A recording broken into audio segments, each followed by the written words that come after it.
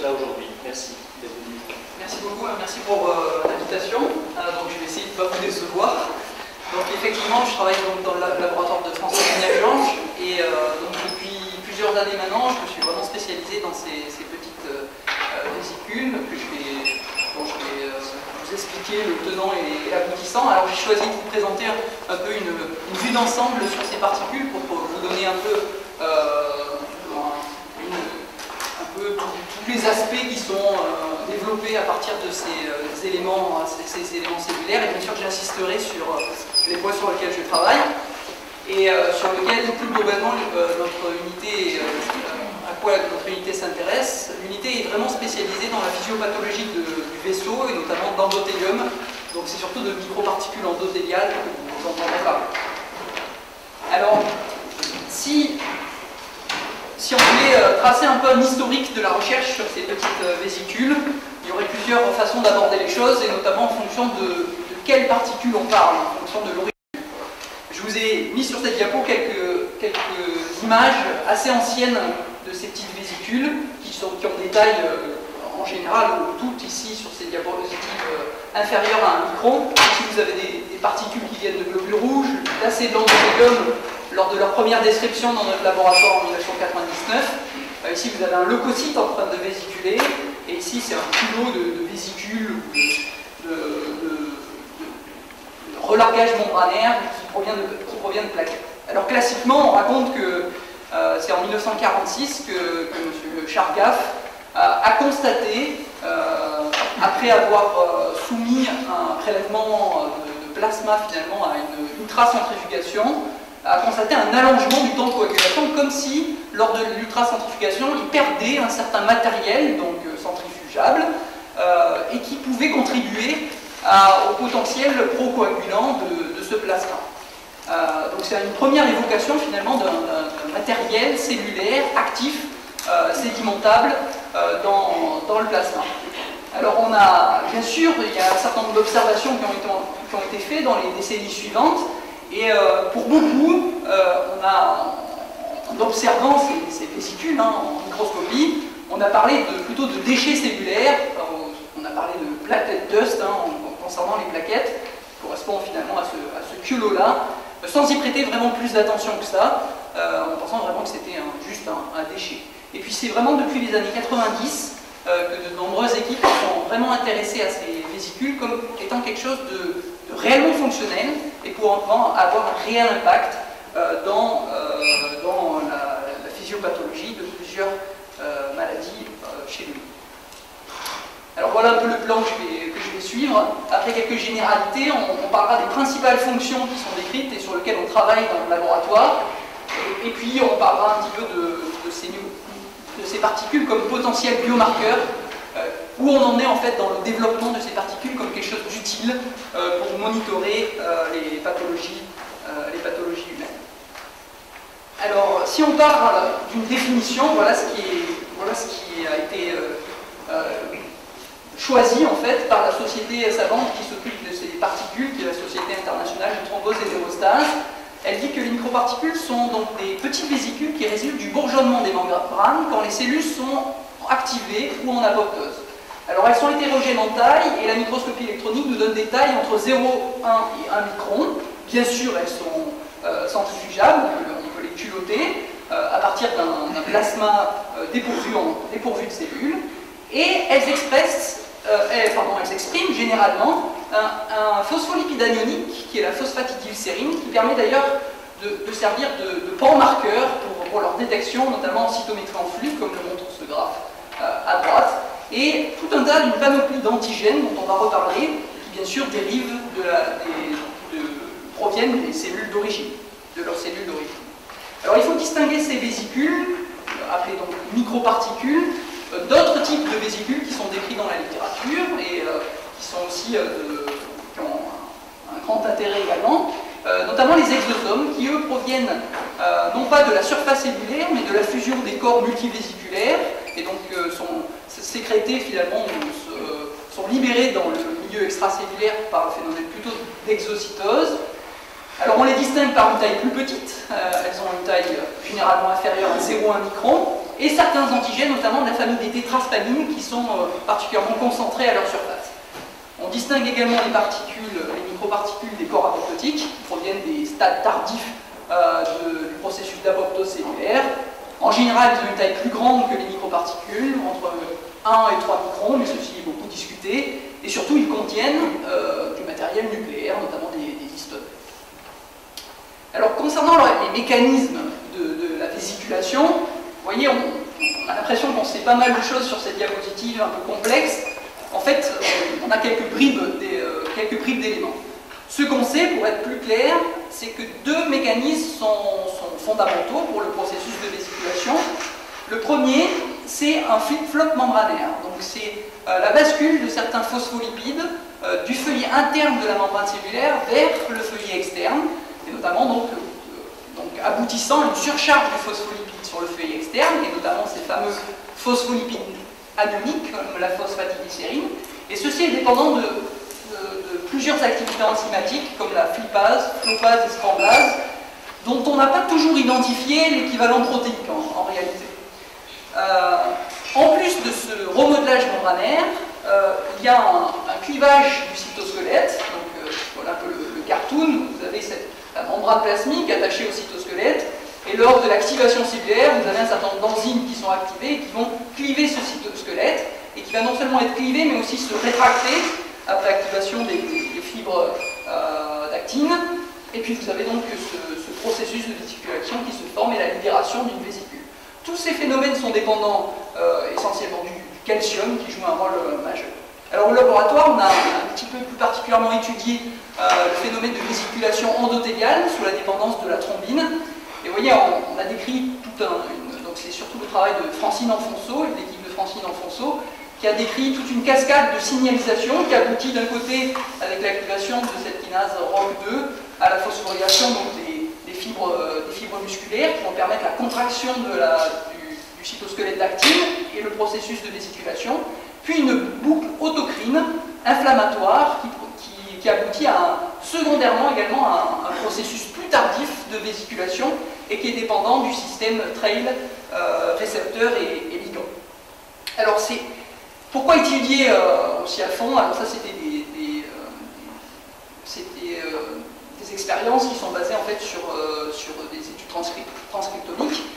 Pourquoi étudier un peu à fond ces mécanismes? C'est parce que c'est vraiment une des étapes cruciales pour éventuellement, secondairement, inhiber ce phénomène de vésiculation et pouvoir avoir un moyen de moduler pharmacologiquement finalement ce phénomène de vésiculation en pathologie humaine. À dire vrai, on n'est pas arrivé encore au bout de nos peines. Il n'y a pas actuellement sur le marché, ou en tout cas même en développement, de produits spécifiques qui puissent totalement inhiber le phénomène de vésiculation.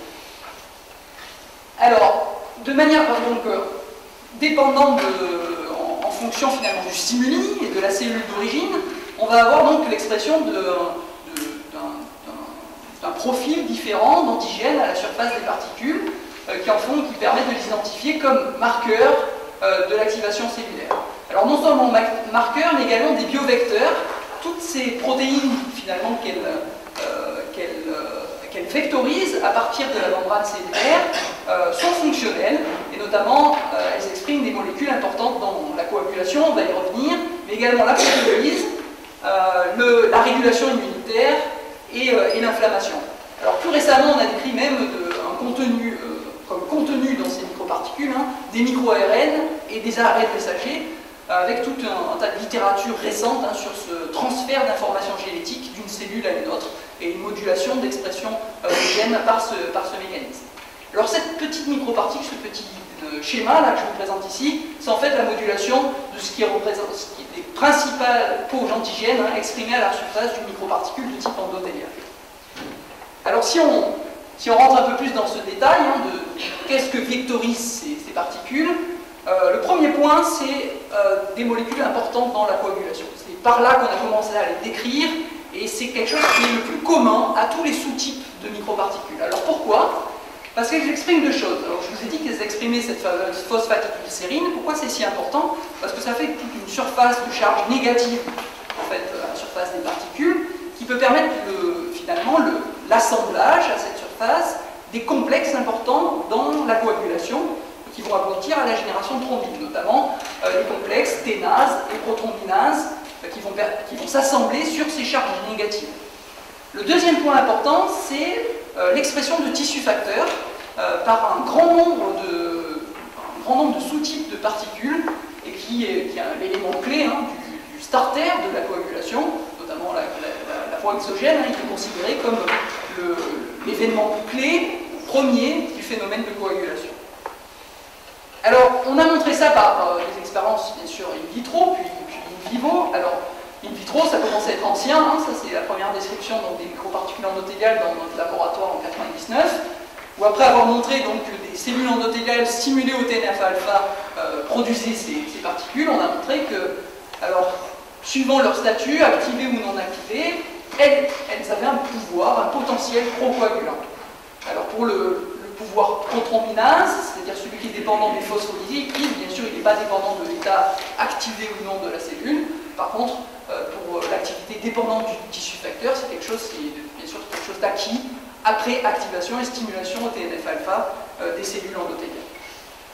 Alors, non seulement donc ces particules vectorisent un pouvoir procoagulant, mais celui-ci, ces mêmes microparticules endothéliales, ont la capacité de générer chez d'autres cellules, après interaction, ce même pouvoir procoagulant. Alors il y a bien sûr un mécanisme qui peut être de transfert de membrane, mais également un remodelage, une reprogrammation cellulaire qui va activer les cellules qui rentrent en contact avec ces microparticules. Vous avez ici l'interaction de microparticules endothéliales avec des cellules THP1.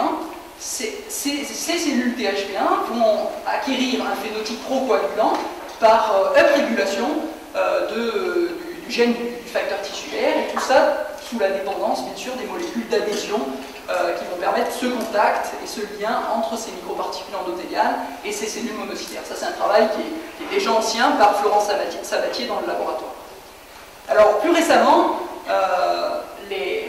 l'importance physiopathologique de cette activité procoagulante a été montrée par des expériences in vivo, notamment en utilisant le modèle de Bruce et Barbara Fury à Boston de microscopie intravitale, qui nous a été rapporté par Christophe et Laurence Dubois ici à la faculté de médecine. Et j'ai eu la chance de partir en postdoc dans leur laboratoire et d'apprendre également cette technique. Alors cette technique permet de visualiser chez une souris vivante, dans de toutes petites, dans les artères, artérioles ou vénules, sur les muscles les plus transparents qu'on puisse avoir, c'est-à-dire par exemple le crémaster, qui est un muscle adéquat.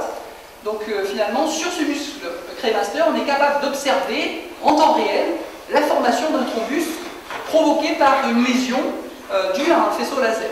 Donc en fait, on fait un shoot avec un faisceau laser et on observe finalement l'accumulation de plaquettes. On est capable de visualiser les plaquettes une par une et la propagation de ce thrombus, son évolution. Et puis par des marquages fluorescents, on est capable de distinguer l'accumulation ici en rouge des plaquettes. Vous avez en bleu, c'est la fibrine, et en vert, on ne le voit pas bien, mais c'est la combinaison qui va se faire un peu au milieu. Vous avez même le facteur tissulaire qui peut être mis en évidence au moment de l'initiation de ce thrombus. Alors, c'est ce type de manip qui a bien sûr montré l'importance critique in vivo de ce facteur tissulaire, de manière plus générale. Vous avez sur la ligne en dessous, là, en fait, une expérience faite avec une souris qui a un knockout conditionnel pour le facteur tissulaire, donc qui exprime dans la circulation, sur les cellules circulantes, vraiment de très faibles taux de facteur tissulaire. On voit très bien que le thrombus, il y a un petit thrombus plaquettaire qui se forme, mais pas du tout de fibrine d'ailleurs, et dans un niveau beaucoup plus faible que ce que vous voyez au-dessus. Alors c'est en utilisant ce même type de technologie que le même laboratoire, chez le laboratoire des Fury à Boston, a montré que dans le thrombus s'accumulaient des microparticules portant le facteur tissulaire à partir de monocytes circulants. Alors, ces petites particules portant ce facteur tissulaire se lient au thrombus par des interactions PSGL1, P-sélectine, et ceci contribue bien sûr à la croissance de ce thrombus. Si on inhibe ce phénomène, on a des thrombus qui seront beaucoup plus petits. Alors ici à Marseille, en collaboration avec Christophe et Laurence Dubois, on a pu montrer l'importance non seulement de ces microparticules d'origine monocytaire, mais également des microparticules tumorales. En effet, les cellules tumorales sont des cellules qui vésiculent énormément et qui portent, pour la plupart des lignées, de fortes concentrations de tissus facteurs à leur surface. Alors on a montré, à la fois en injectant ces microparticules qui portent ce facteur tissulaire, qu'elles s'accumulaient dans le thrombus et faisaient augmenter la taille de ce thrombus. Puis également en modélisant un modèle ectopique de cancer, en injectant des cellules cancéreuses en sous-cutané marquées avec la GFP, on a pu mettre en évidence, 5 semaines après, dans la circulation du crémaster de cette même souris, la persistance de petites, alors c'est le petit point, vous avez un petit point vert avec une flèche là, circule encore, donc justement 5 semaines après le développement de cette tumeur en sous-cutané, des petites particules qui viennent forcément donc de cette tumeur. On a montré que celles-ci s'accumulaient dans le thrombus lorsqu'on faisait une liaison laser, et si on énime ce phénomène en bloquant les interactions PSGL1 P-sélectine, on avait une décroissance de la taille de ce thrombus.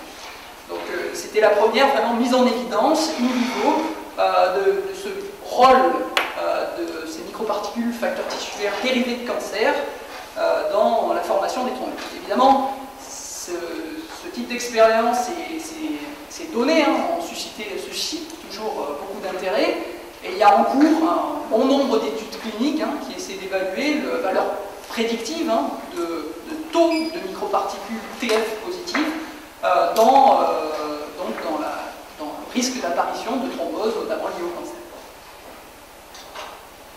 Alors, je vais dire maintenant quelque chose qui va peut-être vous perturber, parce que je vais vous dire presque l'inverse. Vous voyez le titre, les microparticules endothéliales génèrent de la plasmine. Vous allez me dire, mais on ne comprend plus rien. Vous voulez parler pendant un long moment qu'elles ont un pouvoir procoagulant, et là on va parler qu'elles ont un pouvoir fibrinolytique. Alors, en effet, certains sous-types, et j'insiste sur certains sous-types, et dans certaines conditions, les microparticules endothéliales sont également capables de générer de la plasmine, qui pourrait avoir un rôle important en contrebalançant ce pouvoir procoagulant. Alors ça, c'était en fait l'objet de mon travail de thèse, sur lequel, en simulant des cellules endothéliales en culture, de type HMEC, avec du TNF-alpha, j'ai observé une augmentation proportionnelle à la concentration en particules des cinétiques de génération de plasmine. Alors, au début, c'était un petit peu une surprise, en fait, et puis on a un peu décortiqué le mécanisme, on a bien prouvé qu'il s'agissait de plasmine avec des inhibiteurs spécifiques, on a bien montré aussi en inhibant les interactions plasminogènes membrane par de l'acétylcyanolamine caproïque ou de la carboxypeptidase B, qui sont des bloqueurs de l'interaction plasminogène membrane. On a bien montré que le phénomène ne marchait plus. Donc c'est un phénomène qui est totalement dépendant de la membrane cellulaire, et dans ce cas-là, de la membrane de microparticules. En fait, il existe sur les particules des récepteurs aux plasminogènes, comme l'alpha-énolase, et des activateurs, et notamment le système urokinase et son récepteur, UPA, UPAR, à la surface de ces particules, et qui permet de générer cette plasmine, ou même de la vectoriser. Alors, on a mis en évidence les activateurs par différentes techniques, cytométrie en flux, en microscopie électronique, et d'autres qui ne sont pas représentés ici. Et donc, on a pu montrer que ces particules qui étaient donc urokinase positives étaient capables de vectoriser cette activité fibrinolytique et de lyser et protéolyser certaines matrices, notamment des matrices de fibronectine ou de vitronectine. Alors, dans un second travail, qui est peut-être un petit peu compliqué, dans un second travail, à partir de cette découverte finalement de cette nouvelle activité sur les particules, on a en fait tomber un dogme qui existait dans le monde de la fibrinolyse, qui était le suivant. Le dogme était que pour que l'urokinase soit active, il fallait que tous les partenaires, c'est-à-dire le plasminogène et l'urokinase, soient présents sur la même surface, ensemble. Avec ce modèle de microparticules, on a pu démontrer que des particules, ou même des cellules exprimant cette urokinase, étaient capables, sans fixation de plasminogène à leur surface, d'aller cuver du plasminogène déposé sur d'autres surfaces, soit une matrice, soit des surfaces d'autres cellules, et notamment par exemple sur des surfaces de plaquettes. Ça n'avait jamais été démontré, donc on a appelé ça un crosstalk fibrinolytique, et donc qui était une nouveauté dans les mécanismes de fibrinolyse. Ça avait fait d'ailleurs l'objet d'ouverture de. Alors peut-être plus intéressant pour vous, c'est quelle est finalement la relevance clinique d'une telle activité. Déjà, est-ce que ça existe dans la circulation sanguine? Alors, on a pu démontrer, effectivement, en comparant le plasma de sujets sains versus du plasma de pathologie auto-immune ou cardiovasculaire, l'existence de cette activité sur certains sous-types de microparticules. Alors, on a pu montrer donc, des activités positives dépendantes de ces particules, et en décortiquant un petit peu les sous-populations impliquées, on a surtout mis en évidence le rôle des microparticules leucocytaires, en plus de certains sous-types endothéliaux qu'on avait déjà, comme on l'avait déjà décrit. Donc finalement, c'est dans la circulation certains sous-types leucocytaires et endothéliaux, et non pas plaquettaires, érythrocytaires ou d'autres, qui portent cette activité spécifique. Et ça a un intérêt majeur parce que, au contraire de l'activité procoagulante, qui est finalement une activité qui se retrouve quasiment dans tous les sous-types, on arrive à avoir une activité spécifique. Alors, voilà un peu où on en est dans l'avancée sur cette nouvelle activité, qui constitue en fait une partie de notre programme fondamental de recherche. On est en train de démontrer que ces particules, leucocytaires ou endothéliales, sont vraiment en un réel impact dans la dissolution du calcium. C'est l'objet du sujet de thèse d'une étudiante que j'encadre qui s'appelle Sylvie Pointe. On a également avancé sur d'autres finalement localisations anatomiques où cette activité est présente. On a montré notamment que les particules contenues dans les plaques d'athérosclérose étaient très riches dans cette activité et ça pouvait donc contribuer finalement à la rupture prématurée des plaques d'athérosclérose. Et on a également avancé sur la relevance clinique en modélisant finalement un nouveau test adaptable pour des séries de patients, après le dépôt d'un brevet qui a été licencié par la société Diagnostica Stabilo. Alors ce nouveau test, qu'on utilise maintenant chez les patients, est basé sur un principe d'IMS, c'est-à-dire d'immunoséparation magnétique. Il utilise en fait des billes magnétiques qui, dans le plasma, vont aller capter finalement les microparticules. On est donc capable de les extraire, et donc on devient indépendant finalement des phases plasmatiques et éventuellement d'anticoagulants qui pourraient être présents dans le plasma ou d'autres molécules pharmacologiques. Sur ces billes, on va générer à l'aide de plasminogènes comme réactifs une certaine quantité de plasmine qu'on sera capable de monitorer à l'aide d'un automate, à l'aide d'un substrat fluorescent de la plasmine.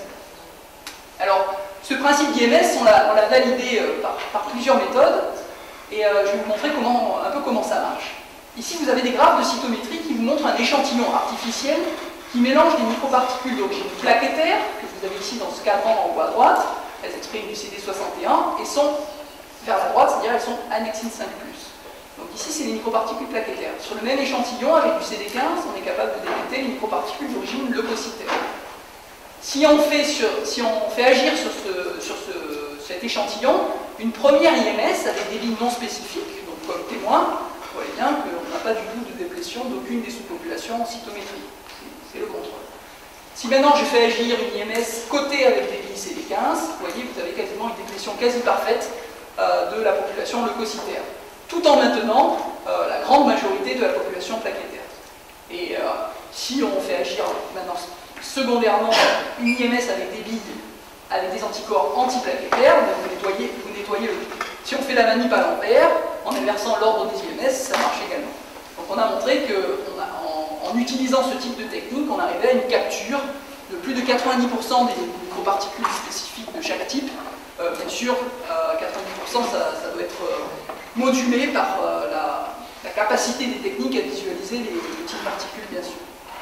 Donc c'est une technique qui marche, qui est au point, qui est robuste, reproductible, et qu'on a appliqué à un certain nombre de patients, donc en reprenant les groupes que je vous ai montrés précédemment, donc des sujets sains, des patients avec sténose carotidienne, et puis tout un tas de patients en contexte de sepsis ou de choc sepsis en unité de soins intensifs.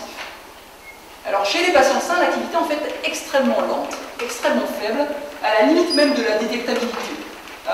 Et ça, alors là vous avez un petit échantillon de donneurs, en fait on a fait une centaine de donneurs maintenant, et on a des activités toujours aussi faibles chez les patients sains. Ce qui n'est pas toujours le cas des activités procoagulantes.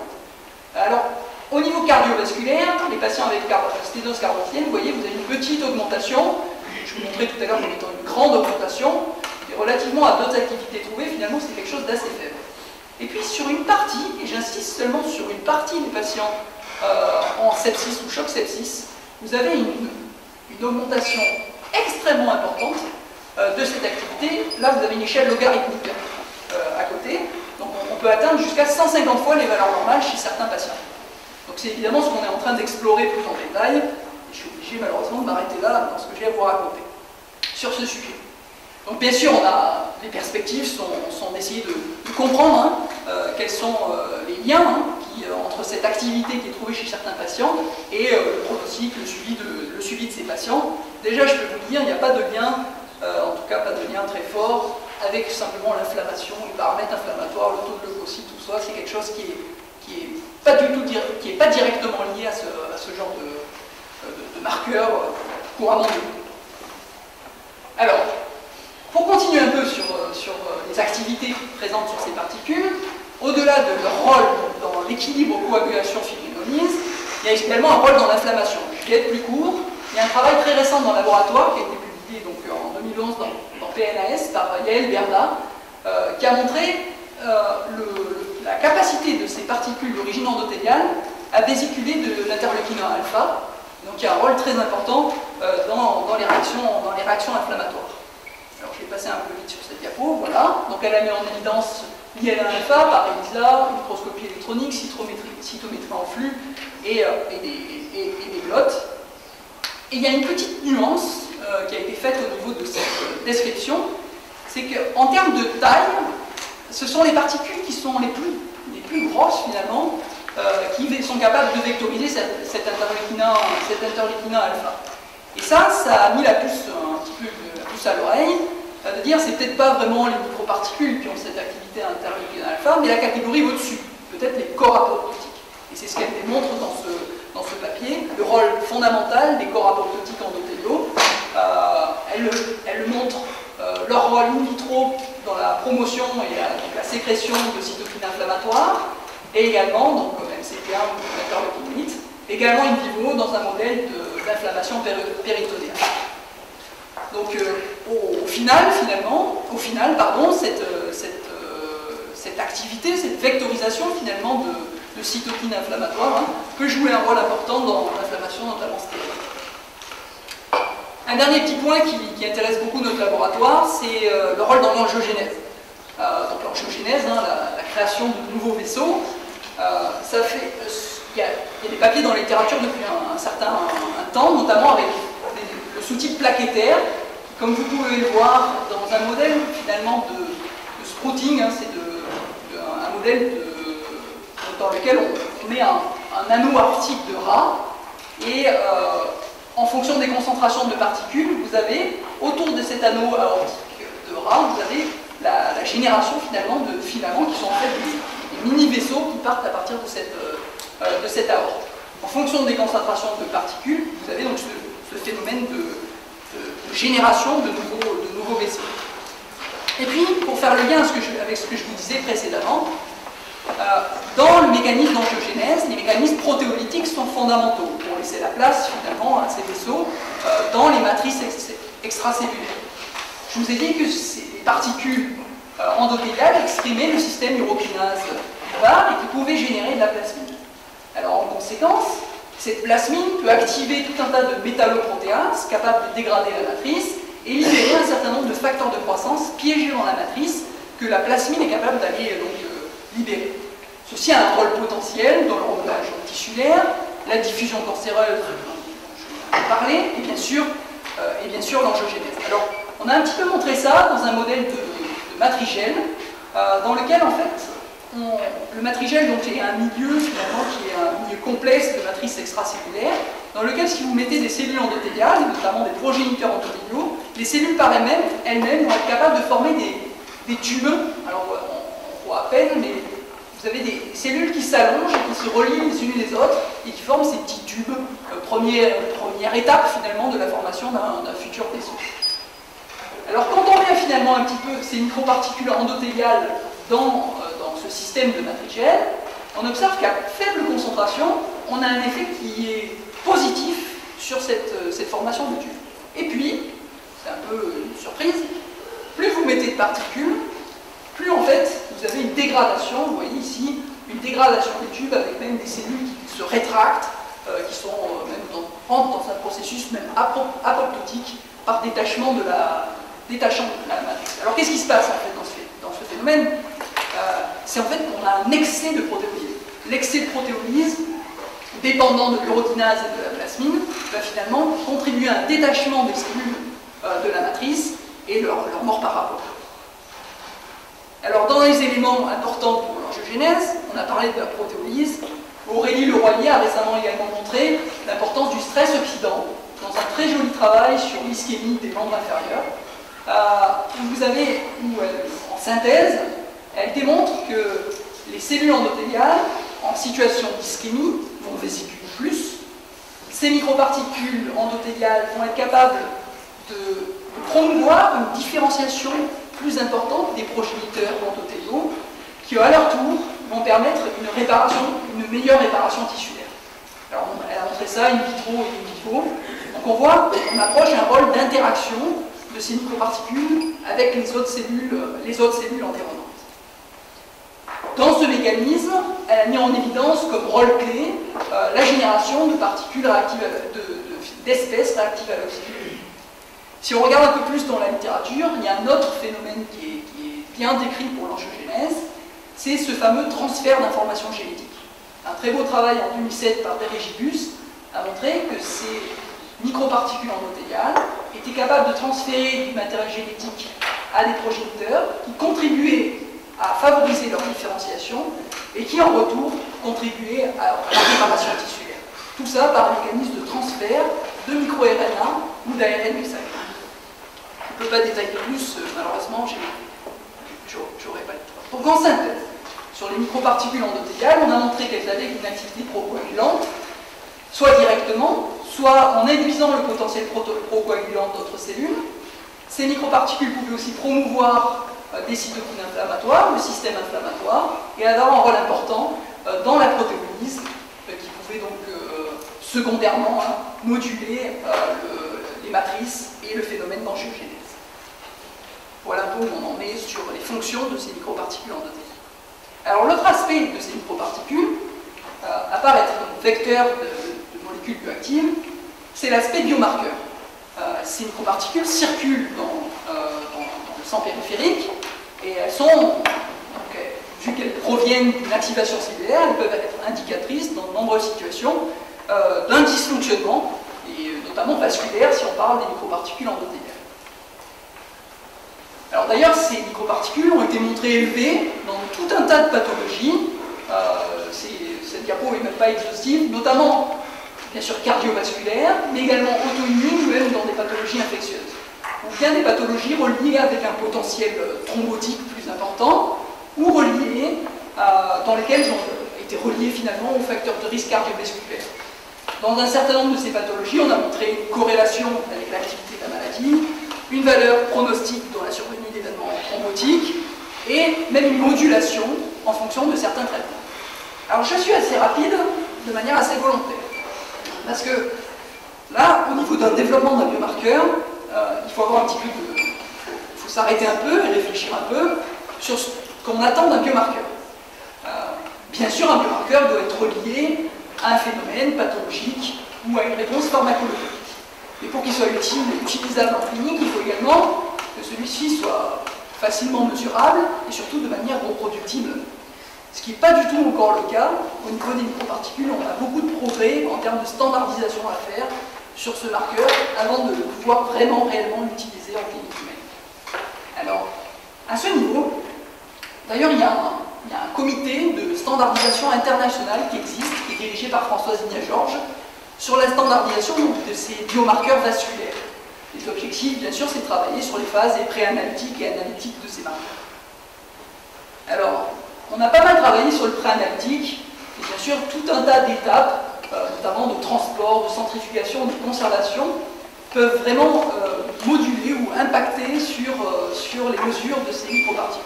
On comprend très bien, c'est un marqueur d'activation cellulaire. À partir du moment où on perturbe les cellules, même in vitro, lors du prélèvement ou après lors du traitement de l'échantillon, on va avoir un impact de ce préanalytique. Alors dans une étude, on a exploré la majorité de ces facteurs. On a mis en évidence surtout le rôle de l'agitation lors du transport, des centrifugations et une analyse qui était un délai d'analyse entre le prélèvement et la préparation, donc la première centrifugation, qui était trop important. Alors à partir de ça, donc je vais passer sur ces deux diapositives. À partir de ça, on a proposé un protocole préanalytique, alors excusez-moi, il est en français là, donc je ne vais bien sûr pas détailler, qui a été donc validé dans une étude internationale multicentrique. Il y a 15 laboratoires qui ont participé à cette étude, et les résultats qui montrent une amélioration conséquente de la variabilité interindividuelle et de la variabilité des mesures de ces microparticules par différentes techniques, bien sûr améliorées par ce protocole versus des protocoles plus anciens. Ceci, bien sûr, encore en cours de validation et d'études. Alors, plus intéressant, quelle méthodologie utilisons-nous pour mesurer ces microparticules dans le plasma? La technique principale, c'est la cytométrie en flux, parce qu'elle combine plusieurs avantages qui leur permettent de détecter non seulement des nombres, de numérer les particules une à une, mais aussi d'avoir l'origine cellulaire de la particule, à l'aide des antigènes qui sont présents sur ces particules. Puis on a des tests fonctionnels, en fonction de ce qui est écrit sur ces particules. La majorité des tests utilisables actuellement sont bien sûr des tests qui ciblent l'activité procoagulante. Vous avez vu qu'on a développé un test basé sur l'activité fibrinolytique. Puis il y a aussi des tests un peu hybrides, des tests de capture, alors non pas avec des billes magnétiques, là, mais avec des plaques cotées, avec des anticorps ou avec des sondes, telles que l'annexine 5. Alors parmi ces techniques, c'est vraiment la cytométrie qui est la plus utilisée. Vous avez ici un exemple où finalement on cible la taille des événements, et puis par les marquages, donc l'annexine 5 et un anticorps spécifique en fonction de l'origine, on identifie cette population de petites particules. Alors, jusque-là, tout paraît idéal. En fait, même la cytométrie a un certain nombre de limites pour mesurer ces particules, qui sont dues essentiellement à leur toute petite taille. Quand on commence à aborder des tailles inférieures à 0,5 microns, 0,3 microns, la cytométrie a vraiment du mal à détecter les événements. Vous voyez d'ailleurs là ici avec des billes test, on arrive très bien avec un cytomètre standard à séparer les billes de 0,5 à 0,9 microns. Vous voyez la difficulté de séparer une bille de 0,3 et de 0,5 microns. Et quand on arrive à ces limites de cytométrie, finalement on utilise les cytomètres au maximum de leur capacité, on pousse les réglages finalement au maximum, on se retrouve confronté à des tas de problèmes de reproductibilité et de bruit de fond. Du coup, au niveau de notre développement méthodologique, on s'est axé sur deux aspects. Un premier qui était de standardiser notre technique d'analyse, et la deuxième c'est d'essayer de voir plus petit, de détecter plus de particules avec cette technique. Alors la standardisation, elle s'est faite avec un mélange de billes fluorescents qui ont un rapport connu entre les deux billes. Et ces billes nous permettent de déterminer une fenêtre reproductive d'analyse. Alors il y a un petit truc à l'intérieur de ces billes, c'est pas simplement juste des billes fluorescentes, c'est qu'on connaît exactement leur nombre, et on se sert finalement du nombre des particules qui sont mesurées, on voit très bien, pour monitorer finalement une zone dans laquelle on a beaucoup plus de difficultés à voir la totalité des billes. Alors ceci a été validé dans plusieurs études, et même une étude multicentrique. On a testé une cinquantaine de cytomètres de différentes marques, avec chacun leur spécificité. On a validé l'intérêt de cette méthode pour standardiser les méthodes. Alors, c'est pas parfait. Suivant les techniques ou les process des cytomètres, on est plus ou moins bon. C'est très très bon pour ce qui est tout Beckman-Coulter, et c'est un peu moins bon pour ce qui est Becton-Dickinson. Mais on travaille dessus pour essayer d'avoir quelque chose qui standardise vraiment tous les types de cytomètres. Alors en choisissant cette technique, finalement, en choisissant cet aspect, finalement, on laisse un peu tomber les particules de plus petite taille, puisqu'on standardise à un seuil mais qui est un petit peu élevé, qui est actuellement au-dessus de 0,5 microns. Vous allez me dire, regardez plus de la moitié de ce que vous devriez regarder. Alors effectivement, on sait par d'autres techniques plus sensibles, microscopie électronique ou autre, que finalement on rate presque un iceberg en dessous du niveau de la... Il y a un iceberg finalement en dessous du niveau de la mer, et donc il fallait vraiment faire quelque chose pour améliorer la sensibilité de nos techniques. Alors, récemment, dernières années, 2-3 dernières années, il y a des nouvelles générations de cytomètres qui ont vu le jour, avec finalement de nouveaux moyens, de nouveaux principes pour détecter des événements de plus petite taille. Alors voilà, on a une liste de quelques cytomètres qu'on a testés qui montraient les meilleures performances. On a surtout travaillé sur un appareil qui s'appelle le Galios et qui a une petite amélioration technique, je ne vais pas détailler parce que c'est un petit peu complexe, mais qui permet au niveau résultat d'avoir ça. Si vous testez votre mélange de billes, ça c'est un mélange de billes de 0,9 microns, 0,5, 0,3 et 0,8 microns. Vous voyez qu'avec un cytomètre standard, on est incapable de séparer les billes en dessous de 0,5 microns. Puis avec la nouvelle option de Galios, qu'on appelle W2, vous voyez, vous êtes quasiment capable de séparer toutes vos billes sur un paramètre qui est le plus proche de la taille des événements.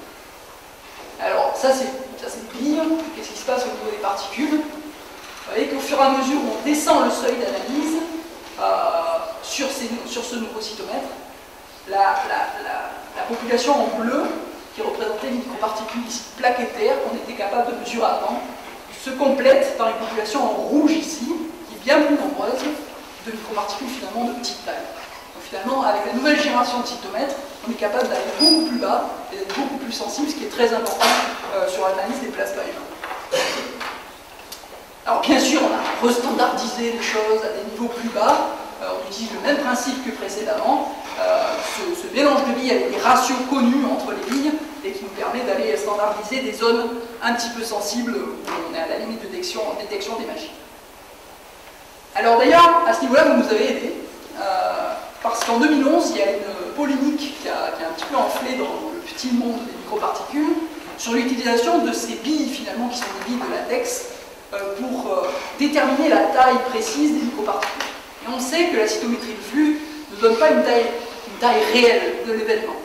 On mesure une dispersion de la lumière qui est non seulement dépendante de la taille, mais également de tout un tas de paramètres, et notamment l'indice de réfraction des billes et des cellules utilisées. Donc étant donné qu'on utilisait des billes finalement de plastique pour finalement déterminer la taille d'une région d'analyse d'éléments biologiques, cellulaires, on nous a dit mais vous êtes complètement à côté de la plaque en termes de détermination de taille. Alors il y a deux arguments qu'on a apportés à ça. La première, c'est que finalement, peu importe la taille qui est mesurée, le but réel, c'était d'être standardisé. C'était d'avoir toujours, pour une étude clinique, les mêmes zones d'analyse. Mais on a pu montrer que sur notre système, grâce à vos virus géants, qu'on n'était pas si loin sans doute de la réalité. Là, vous avez donc sur le paramètre forward factor, qui est le paramètre de taille, vous avez la distribution derrière en rouge des différentes billes, 0,1, 0,3, 0,5, 0,9. Et vous voyez le grand pic en bleu au milieu, c'est le mini-virus que vous avez déterminé à 0,4, environ 0,4 microns, et qui se situe bien entre les deux billes de 0,3 et de 0,5 microns. De la même façon, la bille de 0,3 microns est bien encadrée, d'une part par le mini-virus qui est à 0,4 microns et le Marseille-virus à environ 0,25 microns. Donc finalement, on n'est pas si loin que ça de la taille réelle des événements biologiques. Alors il existe d'autres technologies sur lesquelles on a également travaillé pour essayer vraiment d'aller plus loin.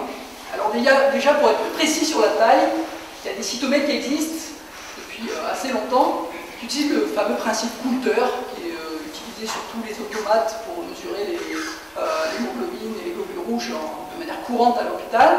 Le principe Coulter permet d'être très précis en mesurant le volume électronique d'un événement qui passe entre deux électrodes.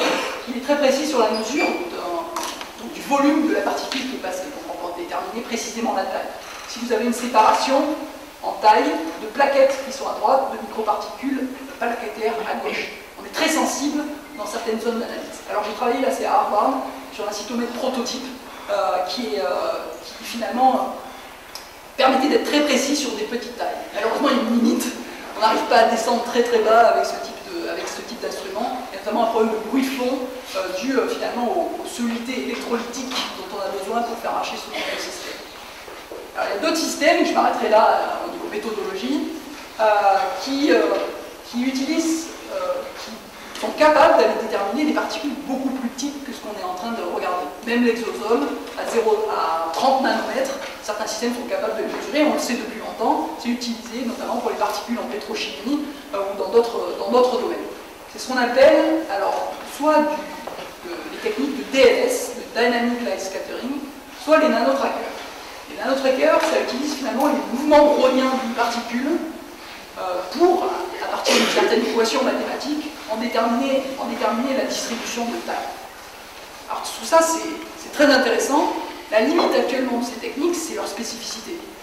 Dans le plasma sanguin, il y a plein de particules lipidiques qui n'ont rien à voir avec les microparticules d'intérêt et qui, ces genres de techniques sont tout à fait capables d'aller détecter et mesurer. Donc actuellement, le développement, c'est de brancher des systèmes de détection de fluorescence sur ce type d'instrument pour aller améliorer la spécificité. C'est toujours en cours, il y a encore du travail.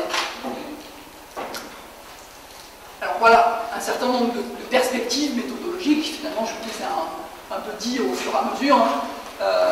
On a besoin vraiment, pour améliorer les choses, d'améliorer toutes ces standardisations. On a besoin de nouveaux calibrants biologiques, le virus, ça peut être une idée, de calibrants biologiques pour régulariser notre système. Et puis on a besoin d'améliorer d'autres systèmes, notamment nos réactifs de sensibilité de fluorescence.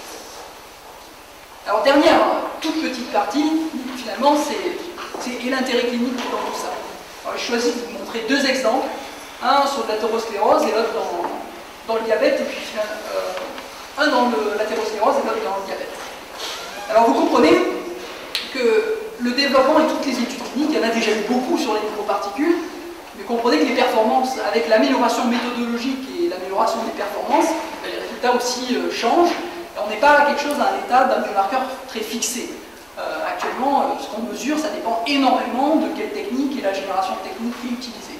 Et les performances en termes d'études cliniques s'en ressentent évidemment énormément. Alors, le premier exemple, c'est une étude qu'on a réalisée au laboratoire, et c'est Gabriel Sarlon qui l'a coordonnée, c'est une étude de risque, qui a finalement essayé de mesurer la valeur prédictive des microparticules leucocytaires circulantes chez un patient qui avait des plaques d'athérosclérose, et notamment prédictive de savoir si la plaque était stable ou la plaque instable sur des plaques de carotide. Donc on a inclus 42 patients avec, présentant les critères de sténose carotidien définis par les sociétés savantes correspondantes. Ces plaques ont été donc prélevées par thrombon en artérectomie de manière conventionnelle, et c'est l'histopathologie qui a déterminé le statut finalement soit de plaques stables ou de plaques instables. Alors voilà la distribution de la population clinique entre stable et instable. La seule chose qui différencie réellement les patients, c'est évidemment la présence ou pas d'événements neurologiques associés. C'est compréhensible que les patients qui ont une plaque instable ont eu plus de manifestations neurologiques que les autres. Alors voilà ce que ça donne. Voilà le résultat finalement principal. En utilisant une technologie de cytométrie un peu ancienne, nos cytomètres un peu standards, voilà la différence pour les microparticules leucocytaires déterminées par ces marqueurs, par la cytométrie de flux. Vous voyez, vous n'avez pas du tout de différence significative entre les patients qui ont une plaque stable et une plaque instable. Par contre, avec les nouveaux cytomètres, finalement, on est capable d'aller trouver finalement une nouvelle information, et vous avez une différence très significative, une augmentation très importante de ces petites particules leucocytaires, donc chez les patients qui ont une plaque instable versus ceux qui ont une plaque stable. Alors ceci est même vrai en multivarié, où ne sortent évidemment que deux choses, les événements neurologiques et ce niveau de microparticules leucocytaires. Alors ça a été également validé sur la population qui n'avait pas d'événements neurologiques, pour montrer l'indépendance des événements neurologiques qui auraient pu être le facteur confondant et provoquer l'augmentation de ces microparticules leucocytaires. Alors tout ça, ça montre que finalement l'éclosion de particules de plus petite taille permet d'avoir accès à une information clinique, une information clinique. Alors mon deuxième exemple, c'est dans la rétinopathie diabétique, où un joli travail par Aurélie Leroyer, donc dans notre laboratoire, a montré l'importance des microparticules endothéliales. Alors la rétinopathie diabétique, c'est une maladie où il y a une prolifération au niveau de la rétine, des vaisseaux, et qui peut être traité d'ailleurs de manière assez récente par un anticorps monoclonal, l'anti-VEGF.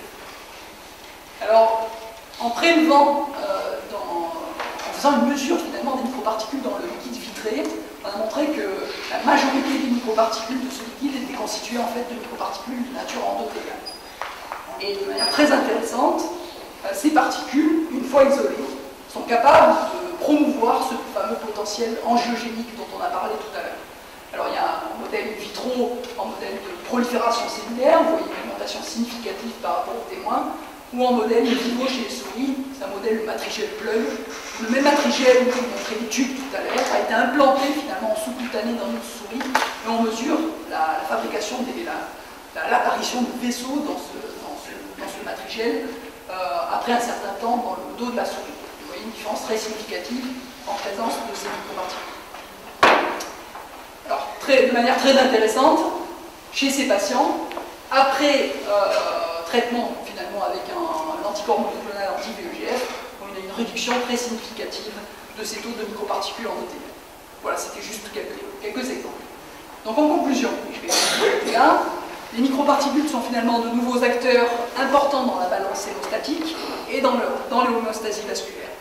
Ce sont des biomarqueurs émergents de l'activation cellulaire et qui pourraient avoir un intérêt pour identifier les patients en risque vasculaire ou risque thrombotique. Elles vectorisent donc des molécules bioactives importantes dans les désordres vasculaires. Ce sont des cibles pharmacologiques, mais là il y a beaucoup de travail encore à faire. Et puis, bien sûr, comme le point sur lequel j'ai le plus insisté, c'est la nécessité d'une standardisation méthodologique et de progrès méthodologique pour réellement apprécier l'utilité que peuvent avoir ces particules en clinique humaine. Voilà. Alors, pour terminer, je vais juste remercier tous les gens qui travaillent là-dessus, dans notre équipe et nos collaborateurs.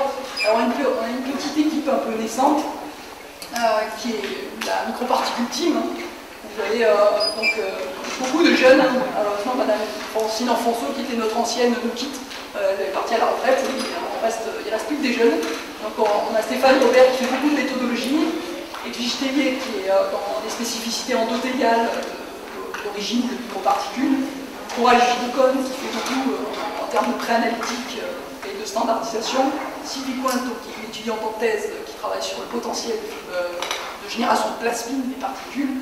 Et Estelle qui est Balducci, qui est ici présente dans la salle, qui travaille sur les vectorisations de micro-RNA par les microparticules. Voilà, je vous remercie de votre attention.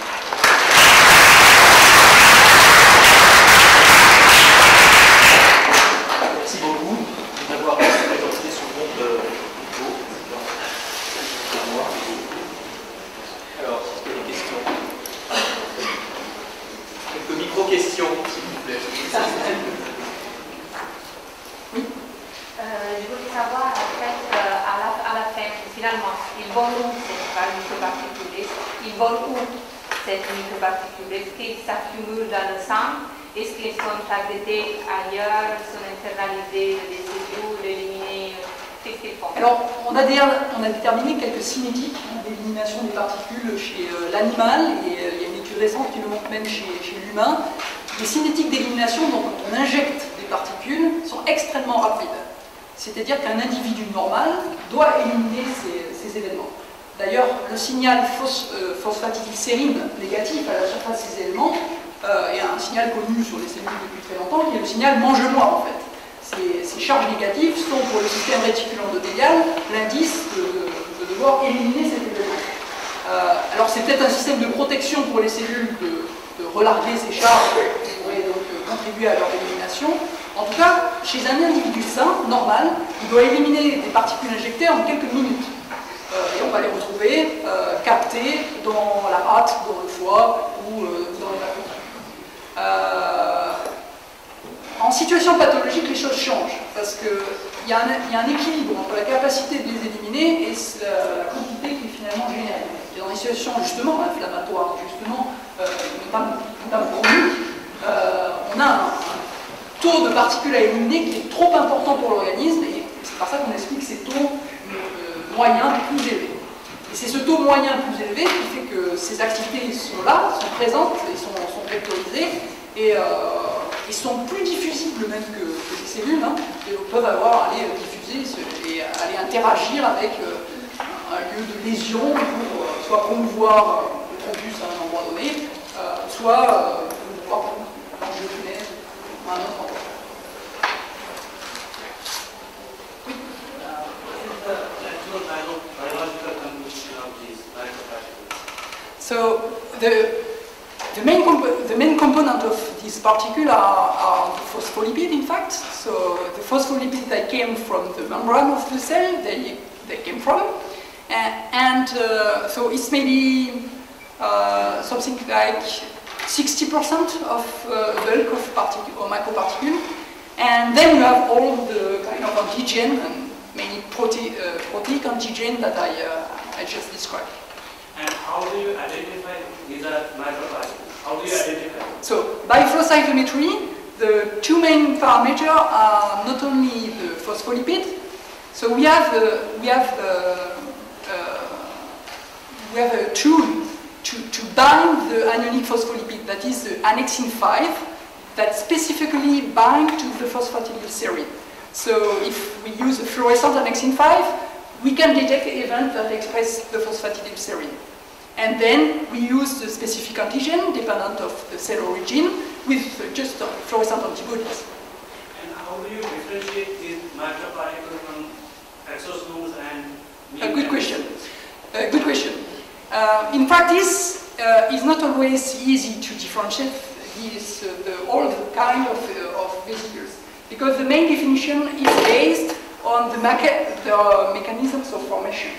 So there is some antigens that are more specifically expressed, like tetraspanin, some tetraspanin for exosomes, or histones for apoptotic bodies.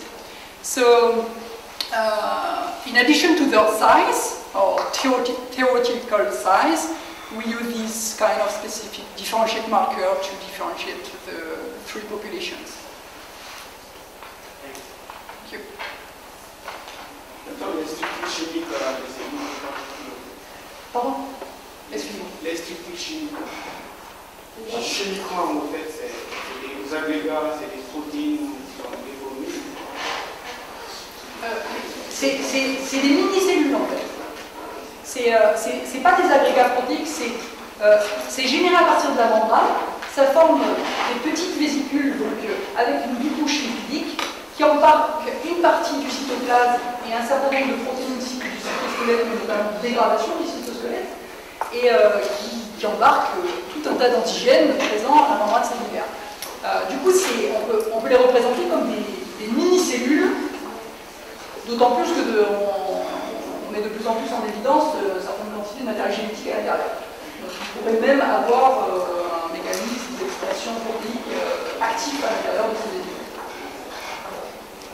Bon, s'il y a de l'ADN, il y a un gros doute sur l'identification de la particule quand même. À la limite, des produits de dégradation de l'ADN, on reprend plus un mécanisme tardif d'apoptose que le mécanisme actif de vésiculations. Oui, dans l'exposé, vers la fin de l'exposé, on a vu qu'il y avait quand même un effet de la taille qui était assez important. Et donc, comment est-ce qu'on explique cet effet de la taille s'il n'y a pas un changement de composition entre les mini-cellules et les mini-cellules qui sont encore un peu plus petites? C'est... alors, l'impact de la taille, on pense notamment sur l'étude en athérosclérose, où finalement, en détectant plus bas, on met réellement en évidence dans la circulation une population finalement qu'on ne voyait pas vraiment avant. Donc, le problème de détection par rapport à la taille, c'est qu'on pense qu'avant, dans des populations minoritaires telles que les leucocytaires et endothéliales, on voyait vraiment que le sommet de l'iceberg, et qui fait qu'en termes statistiques sur une étude clinique, on était incapable de mettre en évidence des différences. Et c'est qu'en plongeant vraiment dans la masse de particules qui circulent, dans leur range de taille, où elles sont les plus fréquentes finalement, qu'on arrivait à mettre en fait des différences en évidence. Donc il n'y a pas d'effet de la taille. Donc,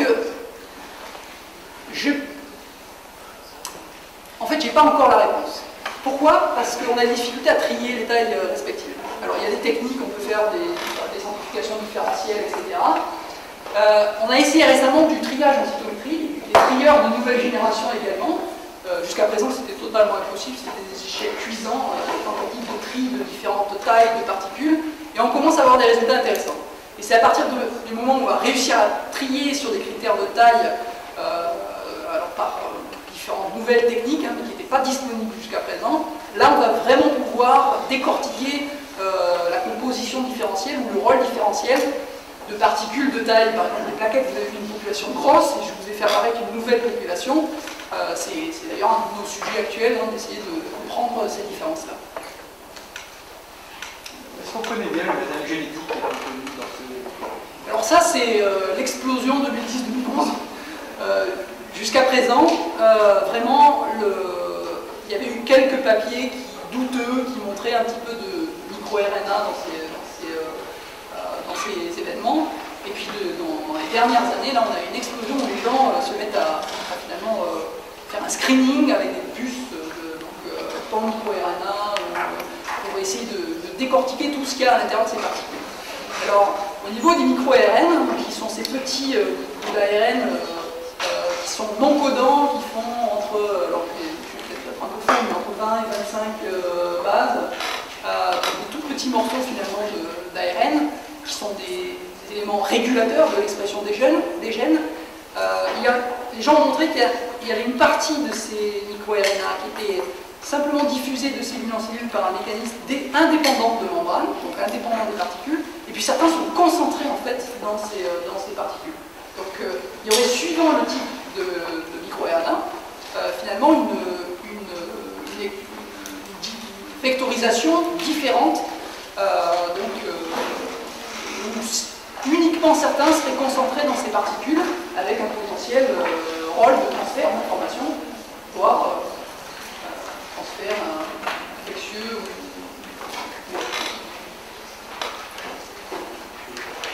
Je vais donner une question, puis à part laisser tranquille. Sur le plan technique, microscopie électronique. Alors, on va le voir petit, spontanément. Donc on fait de la microscopie électronique. Ça va être un instrument pour. Le problème de la microscopie électronique, c'est la façon pour les études cliniques. Je sais que vous faites pour la détection des virus de manière routinière. J'ai l'impression que c'est la même nature de question. Effectivement, on l'utilise tous les jours pour détecter des virus qui sont de la même taille, compris en marquage, penser. On n'a jamais envisagé le passage par sans doute l'appréhension de la technologie. Actuellement, c'est uniquement utilisé pour la caractérisation. Et on n'a jamais passé le pas directement en routine pour. Bien sûr. Bien sûr.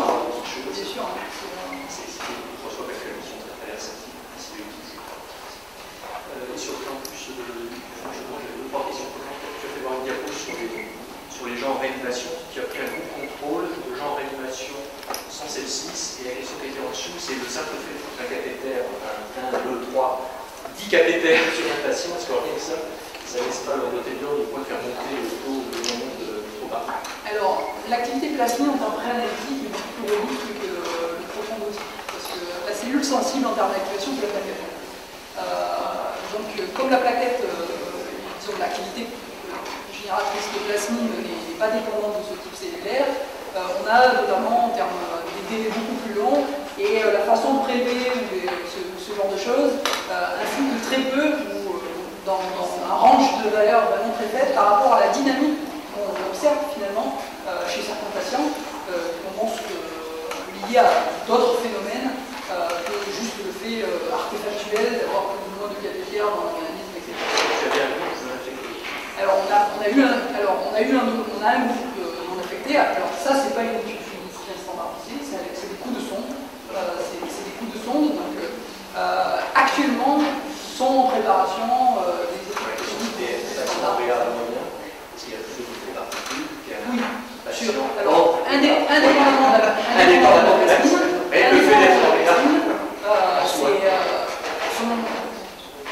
les valeurs moyennes d'un patient en réa sont beaucoup plus élevées que quelqu'un qui fait quelque chose. Rapprocher avec le centre d'intérêt, tu sais, articule dans ce laboratoire, on travaille sur des microbes qui sont dotés certaines choses, avec la jeunesse, j'ai été à l'immunoculture tout est garanti.